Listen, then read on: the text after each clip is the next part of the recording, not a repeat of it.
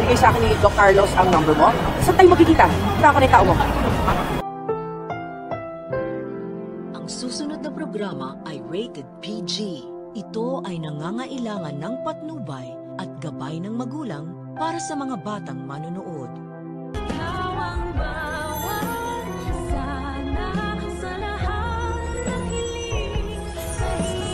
Pwede tayo dyan. Naiwan ko na babae yung gloves niya.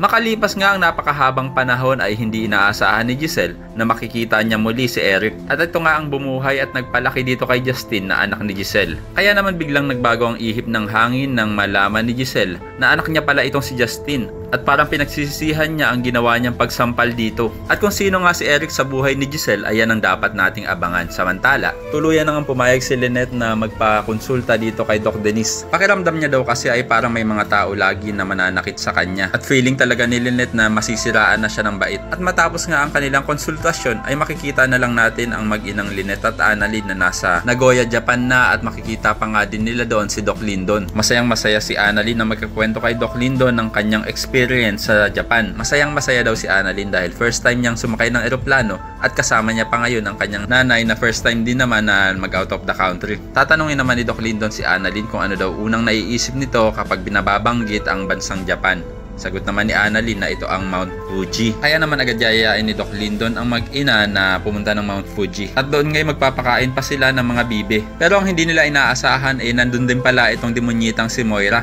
At makikita pa nga ni Annalyn ang gloves na naiwan ni Moira na hindi naman nila alam na nandun ang bruha. At parang nararamdaman ko na kaya pumunta ng Japan din itong si Moira ay para maging espiya nila Lynette. Nang nag-utos nga ay walang iba kundi itong si Doc Carlos dahil mukhang makikipagkita si Moira sa isa sa mga tauhan ni Carlos. At kung ano na naman panggugulo ang gagawin ng impactang to kila Lynette, ayan ang ating naaabangan. Samantala, tatanungin naman ni Eric si Justin kung ano nang balak nito. Ngayong kilala na daw siya ng kanyang inang si Giselle.